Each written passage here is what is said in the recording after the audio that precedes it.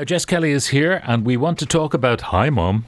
Yeah, this is one of those sinister text scams that was doing the rounds quite a bit last year. And over the last number of days, I've had people get on to me saying, I got this text from somebody either pretending to be one of my kids, or I got this text and I don't have any kids. So what's going on? And if you get a text purporting to be from one of your kids and they're sitting opposite you, then you know it's dodge. You know it's a scam.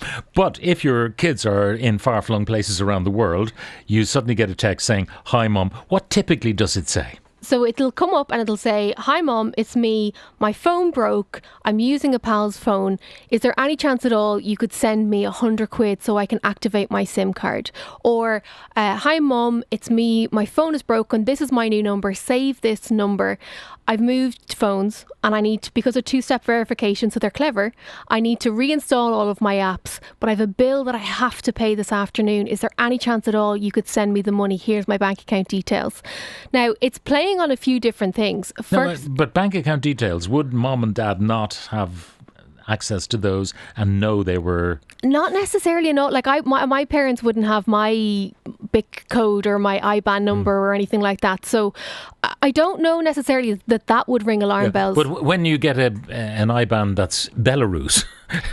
Yeah, but you should cop onto that. Maybe. But in the era of Revolut and so on, it's not as black and white, and it's playing on that emotional exploitation thing of my child is in trouble, they need money, I need to solve it, and it's a very sophisticated scam. As I said, a number of people were sharing their messages with me over the weekend on Instagram. And they're very convincing. When the parent texts back going, because the message will say, hey, it's me. The parent will text back going, which me is it? And then in some instances it says, your oldest and cutest child, 2 X's. Wow. And so the scammers, they clearly have a lot of time on their hands. The texts are coming from Irish mobile numbers, but they're not pretending to come from your mobile number. It's a new number entirely, pretending to be from a friend. So you do need to have your eyes wide open. The advice here is not to engage at all. However, if you're not sure whether or not it's legitimate, call your child on their actual phone number, because obviously they'll be able to answer that call because their phone isn't out of service. But they don't answer calls. Listen, that's just my generation and younger. The ringer is never on. And you're expected to, as we heard recently on the programme, you're expected to text someone or WhatsApp someone in advance, may I call you, please? That's the only time I answer the phone. Or I'll let it ring out and I'll call someone back because I can't answer the phone. So you're giving advice and you know that advice is not really relevant because they won't answer their phone unless you've texted them. So maybe mom has to, or dad has to text them and say, can you take a call from me? Exactly. So let people know, because millennials can't take unannounced calls. So text them, say that you're going to call, and then when it's convenient for them, they will call you back. But the serious side to this is these scams are getting more sophisticated. They're speaking and they're written in good English. They're playing on that emotional manipulation and they're looking for your money.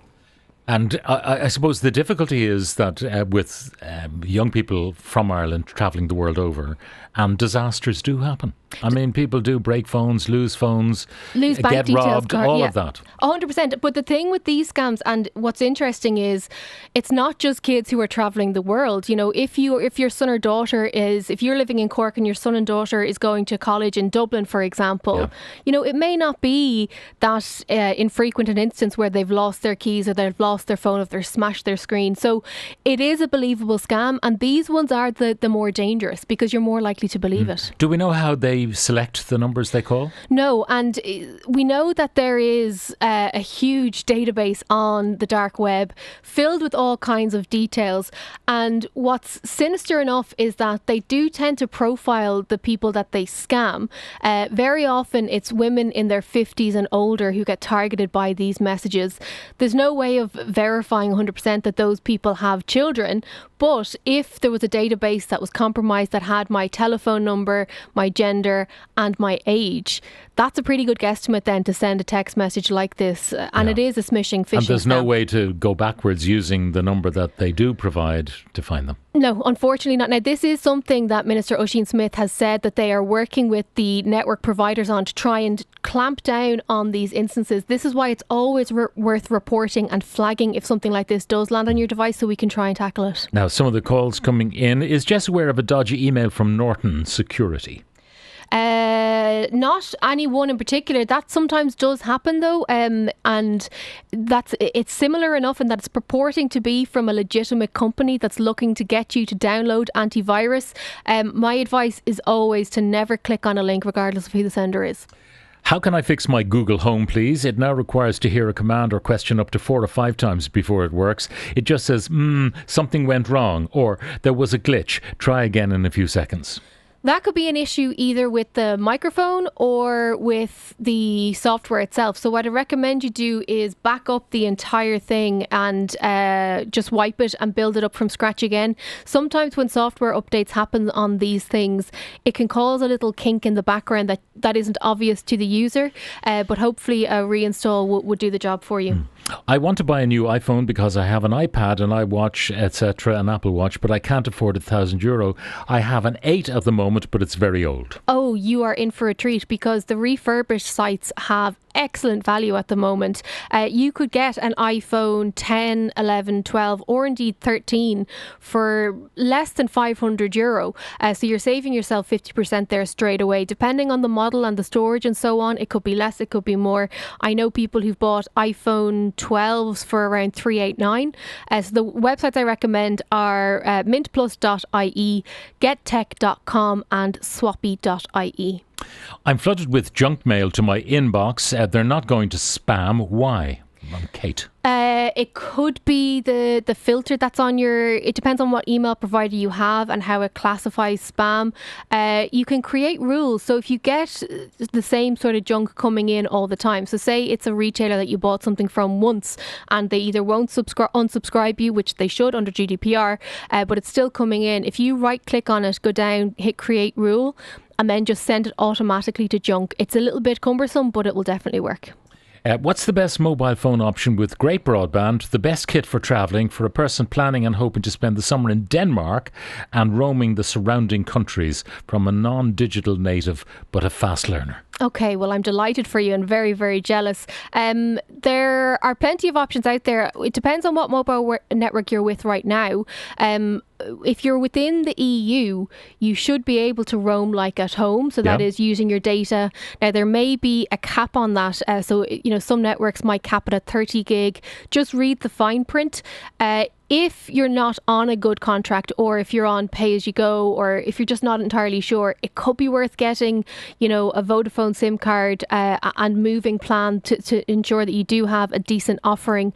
In terms of, was there a question about a phone to get there as well, or is it just the data What's the best plan? mobile phone option with great broadband? I presume it's the network provider. The network provider. Yeah, so as I said, like 3 Ireland have a great package. You do get all you can eat data, calls, texts and so on, and that roam like at home thing is brilliant and it does protect us when we're travelling within the EU. You just want to make sure that you are aware of any extra charges if you step outside an EU country, but just always read the small print. I have a Huawei mobile. I want to transfer them, I presume it's pictures, to a tablet if possible. Can you advise? My Apple Air won't allow me. Okay, the best thing to do is to download the Google Photos app, in my opinion, is to download the Google Photos app to your Huawei phone.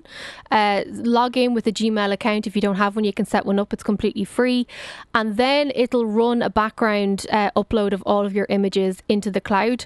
You can then download them if you want onto a separate device, or you can keep them in the cloud, which is what I would recommend. Could you ask Jess, what printer could she recommend as a home printer for some photo printing, but mainly for printing documents? My current printer has died.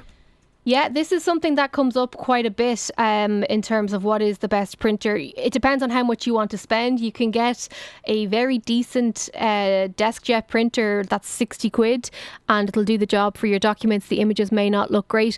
It is so affordable now to print photographs in the likes of pharmacies or the likes of photobox.ie that I wouldn't really go down the route of buying a printer for printing the odd photograph because it'll add so much more into the cost. And for how frequently you use it, I think you might be better off just going to a pharmacy. I'm looking for non-smart speakers. Where can I buy? Pretty much anywhere. It depends. If they're not smart speakers, I assume that's just a Bluetooth speaker that you want to pair to your phone. So the one that I really like is it's the Logitech UE Boom. So the UE stands for Ultimate Ears. This is the one that kind of looks like a tennis ball can. It's a cylindrical shape. It's got the speaker all around it. It's very, very good quality, and they're in and around 90 quid. Jess Kelly, thank you very much for joining us.